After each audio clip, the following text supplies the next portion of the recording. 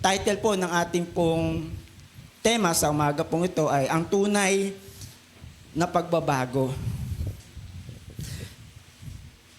So alam po natin, yung ating pong mga kalendaryo ay ating pong napalitan na. Tapos na yung 2024 at 2025 na po. Ang tunay na pagbabago, minsan ito nakikita po natin sa panglabas, no, nakaanyuan, at sino ho ba ang ayaw ng pagbabago. So lahat ho tayo ay gusto po natin ng pagbabago. Tama po ba? Pagbabago sa lahat ng aspeto ng ating pong mga buhay. Naho, kaya nga yung iba sa trabaho gusto ma-promote eh. It's changes. Kaya nga po, ang pag-aaral po ay continue. Never stop learning. Changes. Pero yung iba po, ito po ay parang ayaw akapin. No? Dahil nga sa bilis ng takbo ng technology natin sa ating pong kapanahunan, yung iba parang ang hirap mag-aral, ang hirap aralin yung mga bagay na patungkol sa pagbabago. No. Pero kung kayo po ay aking pong tatanungin, gusto ho ba natin ng pagbabago? Parang kukunti lang yung gusto ng pagbabago. Ulitin ko ho, gusto ho ba natin ng pagbabago? Alam niyo po, sa ayaw at sa gusto po natin, darating at darating yung pagbabago sa ating pong mga buhay. Dati ho, last year, ilang taon ho tayo? Ngayong taong ito, madadagdagan na naman ang ating mga edad. Naho, tama po ba? At hindi lang si aling edad ang tumatanda. Tayong lahat ay tatanda. Kaya yung changes sa buhay natin ay kasama. Kaya ang Kodak, kung natatandaan niyo po yung Kodak, ano ginagamit dito? Di ba, di film? At ilang oras, ilang araw, bago natin makita yung ating itsura sa picture. Pero ngayon, pagka nag-click ka, sandali lang, eto agad, kita mo agad ang itsura. Tama po ba? Napakalaking pagbabago. At dahil nga ang Kodak ay hindi umusad at hindi nakasabay sa technology, ito po ay napag-iwanan. Napag-iwanan.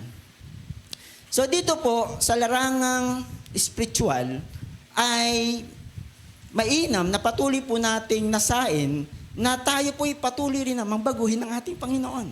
At alam po natin iyan, na walang ibang makakapagpabago sa ating mga buhay, kundi ang ating Panginoon. Kaya kahit ilang New Year's resolution po ang ating pong gawin, sandali lang, minsan nagagawa. Pero minsan, dumarating yung panahon na bumabalik uli doon sa dating kalagayan. Di ba? Sino ho mayroong New Year's resolution sa atin? Ayan, amen. At nawa, ito po ay ating pong magawa sa tulong ng ating Panginoon. Minsan ang hirap, kung sa ganang atin lamang, no, sa ating ganang sarili lamang, mahirapan po natin gawin ito. Bakit? Kasi nahandun, babalik ulit tayo eh. Kasi hindi natin kontrolado ang sitwasyon sa buhay, sa mga nangyayari sa ating pong kapaligiran. Pero ang Diyos na may kontrol ng lahat ng bagay, alam niya. Amen? Kaya sa ating pong binasa kanina, sa 2 Korinto, yan po, ay ulitin po natin, kaya't kami ay hindi pinanghihinaan ng loob. Bagamat ang aming panlabas na pagkatao ay nabubulok, ang aming panloob na pagkatao ay binabago sa araw-araw. So yung hindi lang panlabas, yung pwedeng baguhin sa atin ng ating Panginoon, kundi panloob. Yung ating mga spiritual na kalagayan. At yun ang ating pong pag-uusapan sa umaga pong ito. Kung kilala niyo po si Cyndi Lauper, next slide po. Si Cyndi Lauper po ay kumanta ng Money Changes Everything. Ayan. Kung di nyo pa po alam yung kanta na yan, i-check nyo po, na ang pera daw po ay nagbabago ng lahat ng bagay. Di ba? Pati itsura ng tao nababago pag may pera ka eh. Andyan lang si Belo. Di ba? Pagka daw ang ilong mo ay... Tama naman, di ba? Totoo naman yun eh. Sa physical nating pangangatawan, di ba? Kapag ka medyo daw ang ilong mo ay hindi ganong katangos, pwede ka magpatangos ng ilong. At yung mga balat po natin na medyo kumukulubot na, no? Pwede niyang pa-stretch. So dito, tinitingnan po natin, money changes everything. Ito po ba ay may katotohanan? Somehow, pwede. Pero may mga bagay na hindi niya kayang baguhin ng pera. Naho. At ang tanging Diyos lang ang pwedeng magbago nito. The unchanging God to this changing world. Tama po ba? Na ang mundo ho natin, na kahit saan ho tayo tumingin, ay nagbabago. Pati tayo, nagbabago ho tayo. Ano ba ibig sabihin ng change? Sige po, next po. Sabi dito, make or become different or an act or process through which something becomes different. Kaya nga po, New Year, 2024 to 2025, New Year, bago. Kaya nga po kanina, tinanong ko kayo, gusto nyo ho ba ng bago? Amen. At sino ho bang ayaw ng bago? Lahat ho tayo, gusto natin ng bago. At ito po ay ating pong aakapin. Sa ayaw man ho natin at sa gusto. Kaya nga po yung iba, hindi tuloy ang Pasko pagka walang bagong damit. Walang bagong sapatos. Di ho ba? At walang bago sa kanyang katawan para malungkot. At siyempre gusto natin, may laman ng ating pong mga bulsa. Amen po ba? That's the reality of life. Pero sa mga taong nagtitiwala sa Diyos, kahit wala kang bago, tuloy pa rin ang Pasko. Para malungkot ho tayo. Nandyan pa ho ba tayo? No? Saka Tagalog po, ano ho ibig sabihin? Next slide po.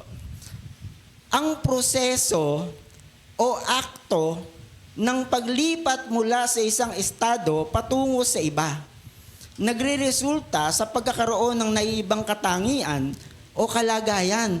So dito makikita po natin, mayroong pong pagbabago no? Paglipat mula sa isang estado patungo sa iba.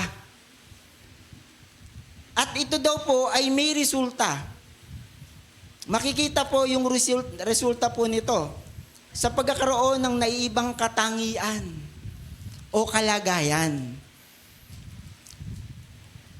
Tingnan ho natin ang mga pagbabago, ang mga ilang pagbabago at mananariwa sa atin ng mga bagay pong ito at makita po natin na talagang may pagbabago. Sige po, next slide po.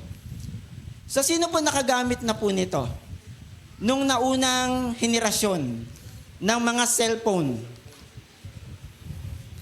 Natatandaan ko po, 3210 yung aking pong gamit na cellphone.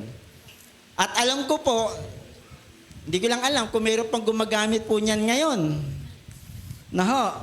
Usual, yung nasa kanan, yung ating pong ginagamit na, touch screen. Touch screen na, di ba? So, ibig sabihin po nito, hindi tayo minsan nagiging aware, yung nasa ating pong kapaligiran ay nagbabago. Kaya nga po yung fast-changing technology ay na-experience po natin. Ngayon nga may tablet na Alam ko, dati ang tablet nasa Mercury Drugstore lang o nasa drugstore lang. Ngayon ginagamit na, may pinipindot na yung tablet. Tama po ba? Di ba dati ang tablet iniinom lang sa sakit, pag may sakit ka? Pero ngayon ginagamit na. Tingnan mo natin, next slide. Sino naka-experience gumamit ng typewriter? Ayan. Ayan, nung nag-aral po ako, ayan, inabutan ko po yung typewriter. Antigas, mag-type. No? Na kapag hindi tama, sa school namin, pag hindi tama yung na-type mo, yung teacher namin, meron dalang stick at papaluin ka. So siguro sa iba hindi na inabot ang typewriter. Pero ang sabi, kapag ikaw ay na-practice sa typewriter, pag gumamit ka ng computer, ng keyboard, mas magaan. Kaysa doon sa natuto ka sa keyboard, tas nalipat ka sa typewriter. Sino nakaka-relate? No? Nakaka-relate yung mga aking po mga kasabayan. No? Pero siguro yung mga bago ngayon, hindi na, no? Wala na, hindi nyo na na-experience yan. Kasi nga, ano na tayo, high-tech na tayo eh. Sige po, next po. Sino ang nakaabot ng plantsyang iyan? Yan, praise God. At makikita natin ang difference. No? Lalo na sa probinsya, walang kuryente. So, kailangan po natin yan upang mag-unat ng ating po mga damit. Diba? Pero ngayon, sasaksak mo na lang sa kuryente. Yung iba may tubig pa, pipindutin mo na lang, may lumalabas ng tubig. Ganong kagrabe ang technology po natin. Naho. Next po. Wow. Sino naka-experience yan?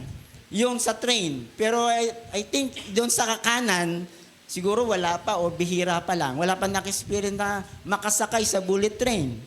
Tama po ba? Wala pa? Siguro sa ibang bansa, meron. At kung meron man, magkano ang sakay? Pag sumakay ka dyan, magkano bayad? Mahal. No? Kaya sabihin natin, di bali na lang siguro, doon na lang tayo sa old. At ito, wag ko tayong mabibigla dahil ito po yung may katotohanan. Next slide. Dati, yung pamilya, ang ganda ng pagsasama eh, no? Nagkukwentuhan, pag mga may reunion, di ba, nagkakamustahan. Tama po ba? Pero ngayon, bago kumain, pinipicture muna, and then pinopost. Kaya minsan nakakalimutan na mag-pray. Tama po ba? Tingnan niyo po, napakalaki ng difference. Huwag tayong pumayag na pati yung ating pong relationship, no, sa ating mga mahal sa buhay ay maagaw ng mga bagong technology na ito na halos hindi na po nag-uusap ang pamilya. Ayan po, nagising ho tayo. Alam nyo, minsan, ito yung katotohanan. Magkakasama ho tayo sa loob ng bahay, pero minsan hindi na ho nakakapag-usap. No? Hindi ho natin alam, mayroon na ho palang nag-a-arise na problema. Hindi ho natin nalalaman ang mga bagay na yon. Yung palang mga anak natin ay may problema na, hindi ho natin nakakausap. Ang tanong, kamusta na ang ating pong relationship sa pamilya? Naho, wag natin sabihin, hindi, lagi naman kami nagkikita. Pero napakahalaga na nagkikita na, nag-uusap pa. At ganun po, minsan, yung ating pong sitwasyon sa ating pong Diyos. Na bagamat alam nating Diyos, pero minsan, hindi na po natin siya nakakausap sa pamamagitan ng panalangin. Andiyan pa ho tayo. Kaya kamusta na po ang ating pong relasyon sa ating pong kapwa? Ito po ba ay napalitan na rin ng mga bagong technology na sumasabay na rin? Sabi, hindi naman kami, bagamat hindi kami nag-uusap personal, nag-uusap kami sa cellphone, no, na hindi mo ba nakita? Magkatabi, nag-uusap sa cellphone. Di ba? Huwag natin sabihin, yung pamilya ngayon nasa baba, bagamat sila po ay may gadget, nag-uusap sila sa pamamagitan ng cellphone at hindi sila nag-uusap personally. Di ba? Yung napakahalaga, yung relationship natin sa ating kapwa, higit sa lahat, yung ating pong relasyon sa ating pong Panginoon, na bagamat Alam nating may Diyos. Alam natin may Lord. Hindi lamang naman pag may problema ho tayo, tsaka ho tayo lalapit sa Diyos, tsaka lang ho natin siya kakausapin. Kundi sa bawat araw ng ating po mga buhay, ang Diyos ay patuloy po nating kausapin. Tayo po'y patuloy na manalangin sa Kanya. Meron man ho tayong hihilingin o wala. Dahil yun po ang gusto ng Diyos na tayo po ay patuloy na makalapit sa Kanyang presensya. Gaya po ng kinagalian ng ating pong Panginoong Hesus, na siya po ay lumalayo ng ilang pukol sa Kanyang mga alagad at siya po ay nananalangin. Amen. Sabi po doon, gaya ng Kanyang kinaugalian. Ibig sabihin, is a routine, no? It's a daily lifestyle ng isang Kristiyano na siya po ay patuloy na lumapit sa Panginoon at siya po ay manalangin. Pagmulat ng ating po mga mata, sino na una? Cellphone o si Lord? Yun totoo. Amen. At alam ni Lord yan. No? Alam ni Lord po yan. Alam niyo yung WWJD? WWJD? Sige nga po, ano po sabi po doon? Next slide. What would Jesus do? Minsan meron tayong mga bracelet niyan no? WWJD. Nagpapaalala sa atin na nagre-remind sa atin kung ano ang magagawa ng Diyos sa ating pong mga buhay. Kung dumating man sa sitwasyon sa ating mga buhay na tayo po ay may mabigat na problema, ano ang magagawa ng Diyos sa buhay natin? Minsan, dahil nga sa kakulangan ng ating pong pananampalataya, mas nauuna po tayong lumapit pa kay kumpare at kay kumare at humingi ng tulong sa kanila. Tama po ba? Minsan nangyayari ito.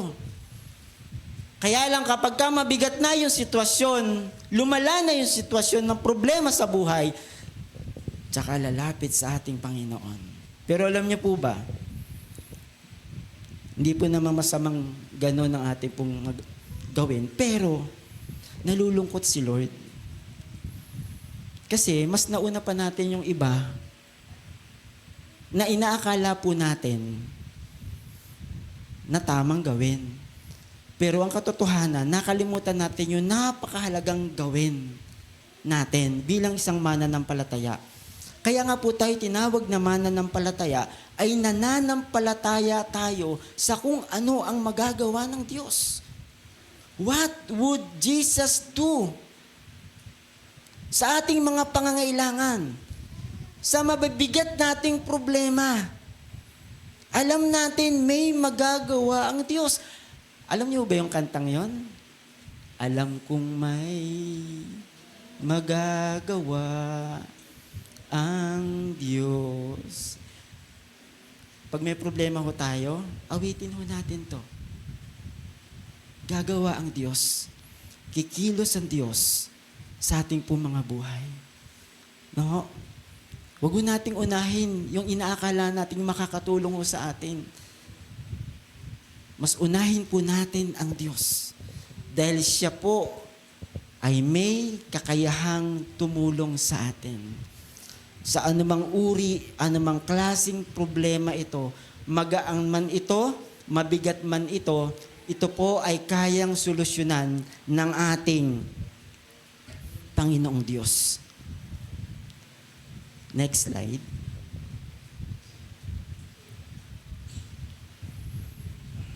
Ano po yung ating po napansin? Na ang Diyos na ito ay patuloy na nagbabago, hindi lamang panlabas, kundi panloob. Minsan nakikita lang ho natin ng ating mga mata yung mga bagay na panlabas. Subalit yung panloob ay hindi po natin kayang makita. Tanging ang Diyos lang ang nakakaalam ng bagay na ito.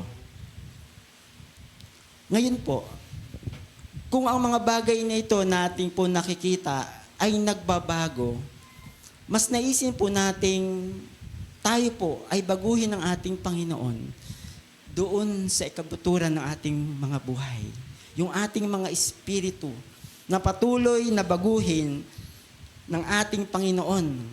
Dahil alam po natin na hindi po natin kayang baguhin yung ating mga sarili. Kahit ano pong sabihin natin, anumang plano po natin, dahil plano natin yun, hindi ho natin kontrolado ang lahat ng sitwasyon. Kaya po, ipagkatiwala ho natin ang mga bagay na ito sa kamay ng ating Diyos. Ano pa yung nagawa ng ating pong Diyos? Turning water into wine. Tama? Sa kasalan sa Kana, nagmilagro at naghimalang ating Panginoong Hesus nung nagkulang ng alak, no? Ginawa ng Panginoon yung tubig na alak. Walking on water. Siya po ay lumakad, no? Sa tubig.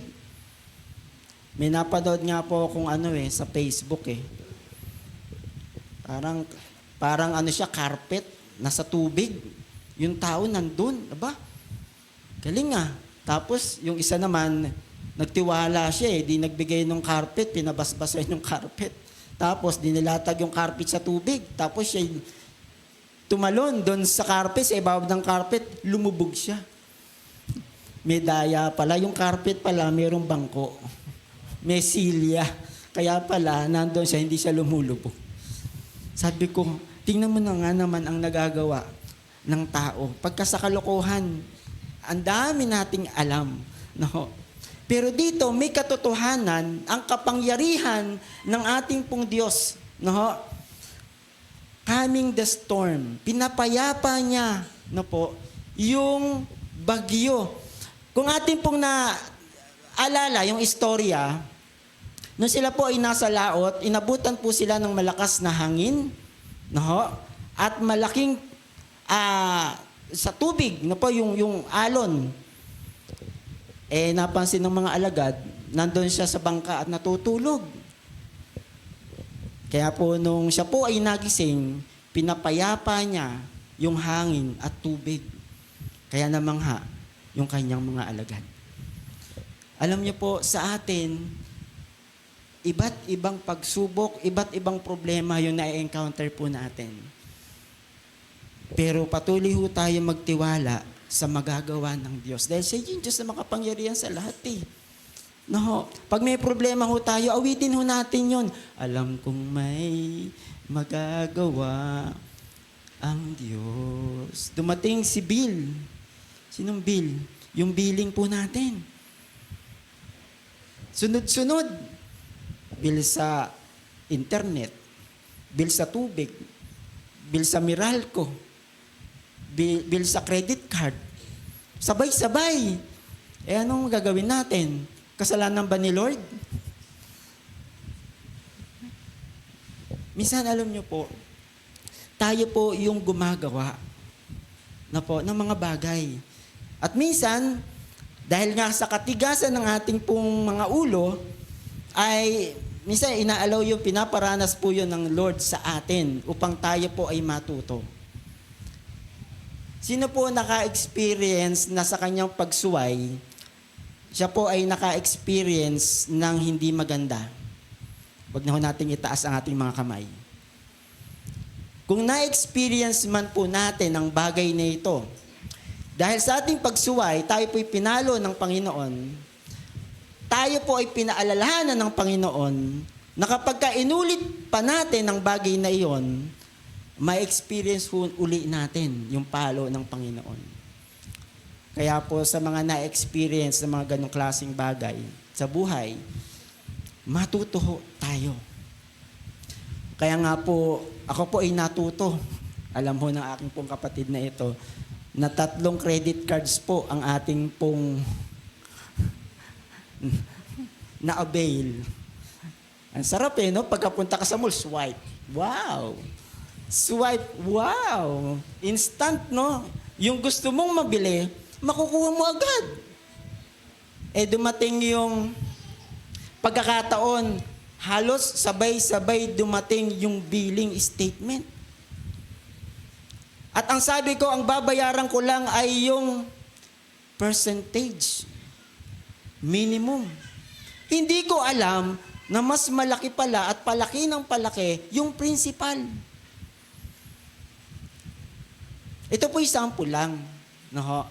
Dahil, siyempre, nagkamali ka, pero hindi ka nagpatuloy. Pinag-pray mo yon, Lord, na sana ay tanggalin mo ito. And salamat sa Panginoon na may tumatawag sa akin na nag-offer ng credit card. Sabi ko, hindi na po. Kasi po, cash na ang aking pinambibili. Wow, praise God. Di ba? Hindi na credit card, cash na. Salamat sa Lord. No? Ang punto ho natin doon, ay natuto ho tayo. To the point na meron ho akong sing-sing na nasanla na hindi ko na natubos. That's by testimony. Dahil yung sanla ko doon ay pinambayad ko sa credit card, sa bill. Praise God, yung aking wedding ring ay nakasuot pa rin sa akin hanggang sa mga oras na ito.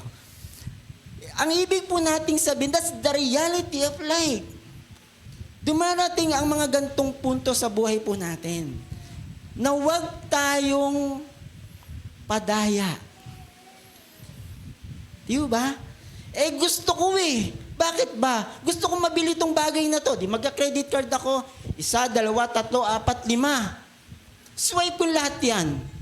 Kaya lang, yung pagdating ng bayaran, doon na papasok ang problema. Andiyan pa ho tayo. Healing people. Alam natin, ang Panginoong Jesus ay nagpapagaling. Kaya nga po kung sino man sa atin may karamdaman, tayo po ay lumapit sa ating pong Panginoon at hilingin po natin ng kanyang pagpahid, ng kanyang pagpapagaling. Siguro nga yung isa iba hindi pa na-experience dahil wala pa siyang sakit. Pero doon sa may sakit na malubha, kakapit siya sa Panginoon at sabihin, Lord, pagalingin mo po ako. Doon niya nauunawaan na kailangan niya ang Diyos dahil kailangan niya ng kagalingan. Pero sa ating malalakas pa, medyo mahirap lumapit sa Lord dahil wala tayong sakit. Pero sa umagang ito ay pinapaunawa po sa atin ng ating pong Panginoon na may sakit man ho tayo o wala, tayo po ay lumapit sa ating Diyos. Amen. May hihilingin man tayo sa Diyos o wala, napakainam na tayo po ay nakikipag-communicate sa Diyos. At salamat po sa picture na ito, kung napagmasdan nyo po, ay napakalaki ng pagbabago. No? Napakalaki ng pagbabago. Yan ang nagagawa ng Diyos sa buhay ng isang tao. Kung siya ay lalapit, magpapakumbaba at hihingin niya ang pagkilos ng Diyos. Aaminin niya na, Lord, katagpuin niyo po ako. Sa inyo ko po isinusuko ang aking buhay. Kasi ang hirap nating ma-experience yung ganyang klase kung hindi tayo magtitiwala, hindi natin ipagkakaubaya ang ating pong buhay sa ating Panginoon. And we really praise God kay Brother Ian, no? Na isinuko niya, ikinumit niya ang kanyang buhay sa Diyos dahil alam niya, ang Diyos na ito ay karapat dapat pagsukuan ng anuman ang nasa atin. Feeding the hungry, no? Nagpakain siya ng 5,000. Driving away the demons, nagpalayas siya ng mga inaalihan ng demonyo. Ito po ay mga ilan lamang sa mga miracle o milagro na ginawa ng ating pong Panginoon. Alam niyo po, ito po yung ating mensahe ng ating Panginoon sa atin. Introduction pa lang ho iyon. Dito ho tayo papasok. Matagal na ho tayong marahil nakakilala sa ating pong Panginoon At ako po ay naniniwala na sinasabi po natin na gusto po natin ng pagbabago, ang tunay na pagbabago. No ho. Tingnan natin ang sinasabi po dito sa Hebreo. Next slide. Hebreo chapter 5, verse 11. Ang sabi po dyan, marami pa kaming masasabi tungkol sa bagay nito, ngunit mahirap ipaliwanag sa inyo sapagkat napakabagal ninyong umunawa. Dapat sana'y mga tagapagturo na kayo, subalit hanggang ngayon, kailangan pa kayong turuan ng mga panimulang aralin tungkol sa mga salita ng Diyos. Dapat sana'y kumakain na kayo ng matigas na pagkain, ngunit hanggang ngayon, gatas pa lamang ang inyong kaya. Ang sanggol pa ay nabubuhay sa gatas at kulang pa ang kaalaman sa salita ng katwiran. Ang matigas na pagkain ay para sa mga sapat na gulang at marunong ng kumilala ng mabutit masama. So maging aware po tayo. Ito ba ay kalooban ng Panginoon? Ito ba ay hindi kalooban ng Panginoon sa ating pong mga buhay? At mararanasan lang po natin ng pagkilos ng Diyos sa ating pong mga buhay kung tayo po ay patuloy na nakikipag-ugnayan sa Kanya. Magre-reveal po siya sa atin. Amen po ba? Sabi nga po, at laging tinatanong ng ating pastor, sino po ang gustong pumunta ng langit? At halos lahat po tayong lahat gusto nating pumunta ng langit. At kung gusto nating pumunta ng langit, ay mamuhay po tayo sa makalangit na pamumuhay. Amen po ba? At lagi ko pong sinasabi na hindi ho tayo tagalupa. Tayo po'y tagalangit. Amen po ba? At sana po, ang ating pong naisin ngayong 2025 ay patuloy po nating mapulfill kung ano man yung pagkatawag sa atin ng Diyos.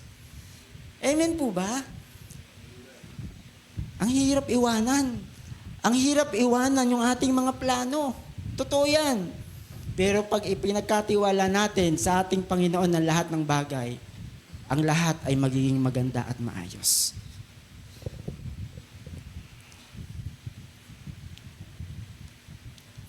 Next slide po. Patay sa kasalanan, ngunit buhay kay Kristo. Verse 6, chapter 6, verse 1 ng talatang ito. Ano ngayon ang sasabihin natin? Patuloy ba tayong magkakasala upang sumagana sa atin ang kagandahang loob ng Diyos? Hinding-hindi. Tayo'y patay na sa kasalanan.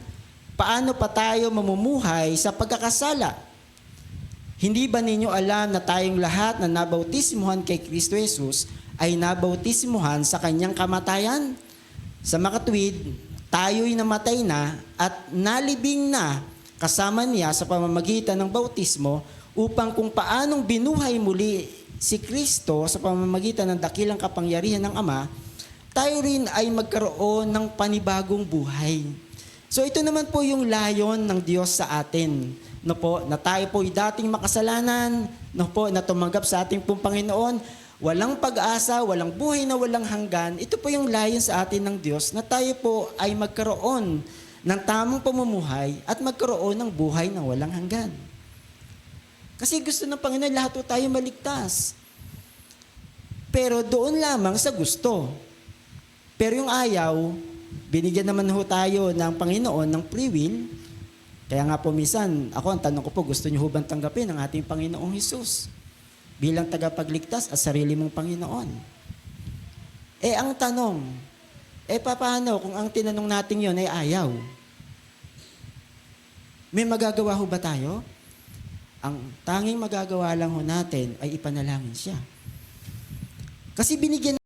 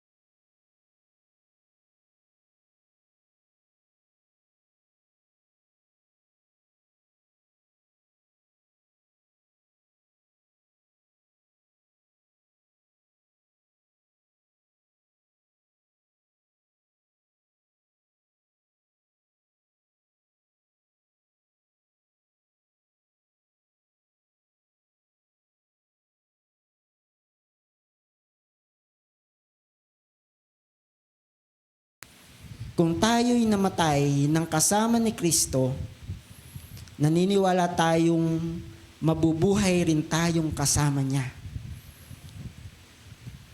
9, alam nating si Kristo na muling binuhay ay hindi na muling mamamatay. Wala nang kapangyarihan sa kanya ang kamatayan. Nang siya'y mamatay, namatay siya ng minsanan para sa lahat ng panahon dahil sa kasalanan. At ang buhay niya ngayon ay para sa Diyos. So nakita po natin to, yung buhay niya para sa Diyos. Na tayo ring tinawag ng Diyos na ang buhay na ito ay para sa Diyos. Amen.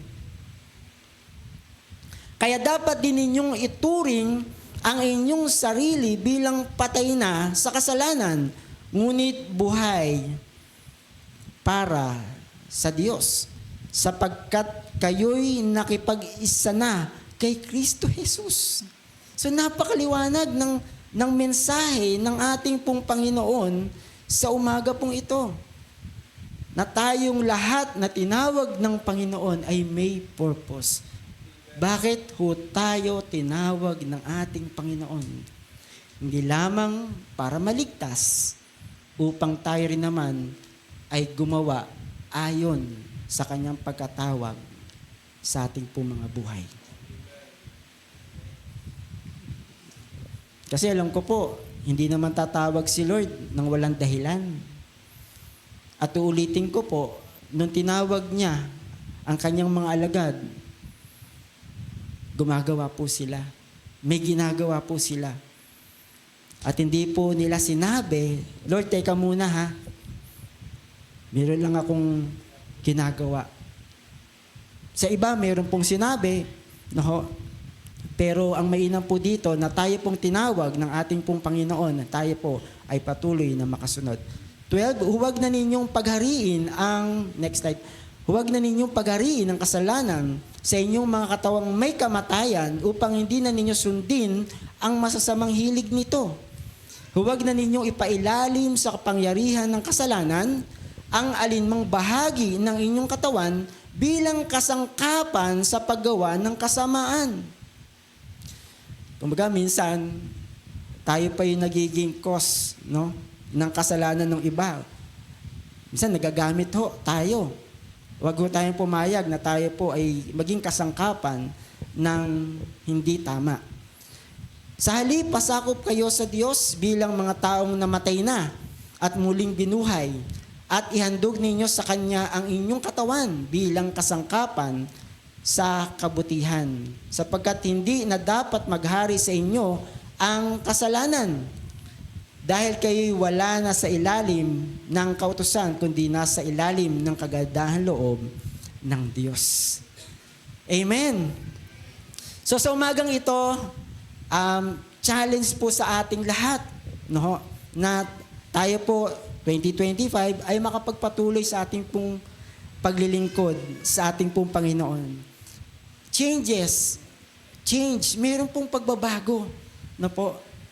Akapin po natin itong pagbabagong ito na binibigay ng ating pong Panginoon. At alam ko po na magagalak ang ating pong Panginoon kung tayo po ay magpapatuloy na maglingkod sa Kanya. At patuloy po nating ipag-pray dahil pinag-uusapan natin changes. No? Ang ating pong iglesia, ang ating pong church building. Alam ko po, isinasama po natin ito. No? Na sooner or later, ay magkakalooban tayo ng ating pong Panginoon ng bagong iglesia, bagong church building. Amen po ba? Gusto ho ba natin magkaroon ng bagong church? Panalangin ho natin. At alam ko po na gagamitin ni Lord ang bawat isa upang mapulfill, no po, yung ating pong pinapanalangin ito.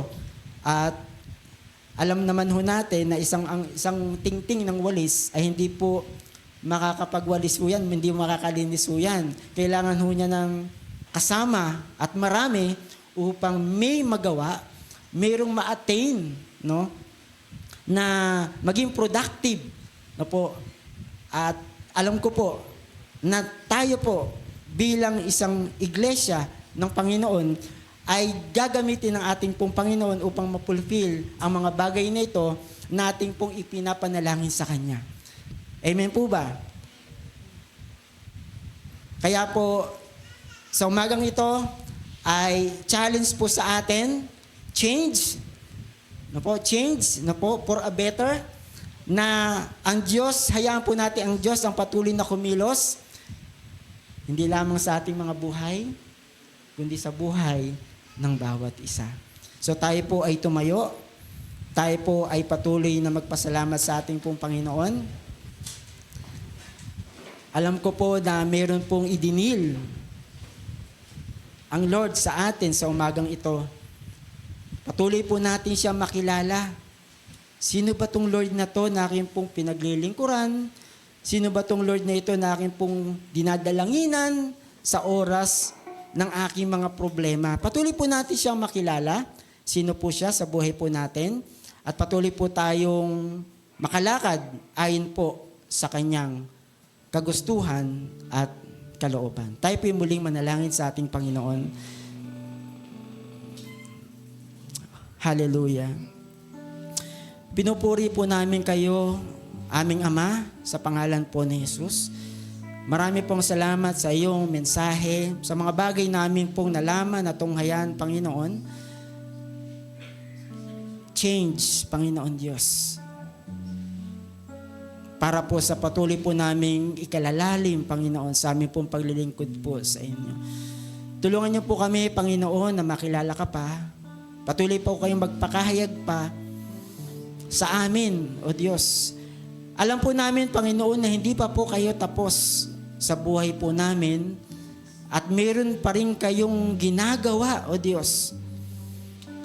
Lord, patuloy po kaming maging sensitibo sa bagay pong ito, sa iyong pagkilos, sa tulong ng banal na Espiritu sa amin, Panginoon.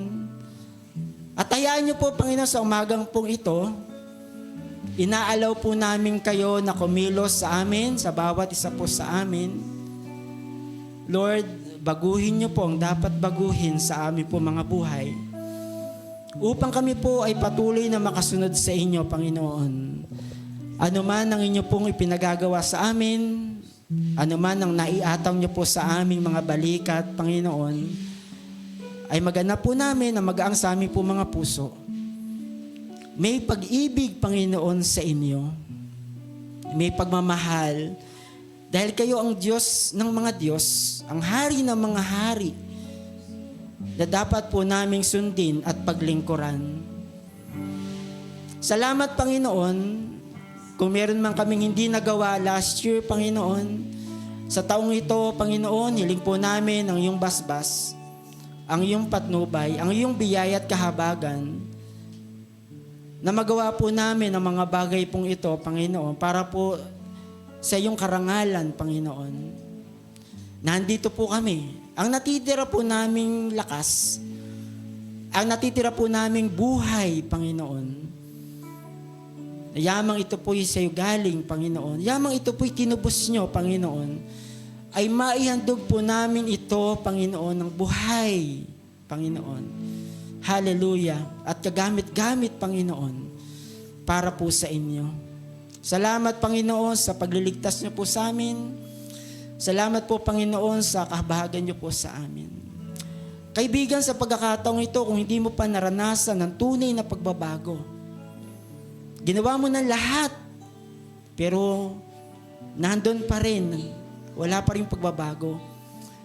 Ang tanging solusyon ng pagbabago ay ang ating Panginoong Hesus. Sa umagang ito, gusto mo ba siyang ayayahan sa iyong buhay, tanggapin siya? Sundan mo ang napakaiksing panalangin ito. Panginoong Hesus, sa mga oras na ito, inaamin ko na marami akong pinlano, subalit ako'y nabigo. Inaamin ko na nahiwalay ako sa iyong presensya, sa iyong mga salita. Patawad po sa aking mga pagkukulang. Patawad po sa aking mga kasalanan. Inaamin ko, kung ako ay hiwalay sa iyo, wala akong magagawa. Hayaan mo, Panginoong Hesus, na sa umagang ito, At sa araw na ito, tanggapin kita bilang Panginoon ko at sarili kong tagapagligtas. Pakalinisin niyo po ako sa aking pong mga kahinangan at pagkukulang. Sulat niyo po ang aking pangalan sa aklat ng buhay. Kayo na po ang mag-drive ng buhay na ito. Kayo na po ang mag-control ng lahat ng bagay.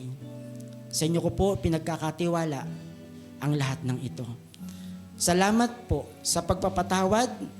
Salamat po sa paglilinis. At salamat po sa buhay na walang hanggan na aking taglay-taglay galing po sa inyo. Hallelujah. Patuloy po tayong manalangin, Lord. Maraming pong salamat sa iyong mensahe sa umaga pong ito. Alam po namin, Panginoon, meron pa po kayong gagawin sa buhay po namin sa taong ito. Patuloy po kaming manalig, patuloy po kaming manampalataya, patuloy po kaming umasa, Panginoon, sa iyong magagawa sa aming pong mga buhay. Patuloy pong basbasan ang natitirang oras, ang natitirang gawain sa umaga pong ito. Sa iyong papuri at pasasalamat sa pangalan po ni Jesus. Amen. Amen. Purihin po ang Panginoon. Tayo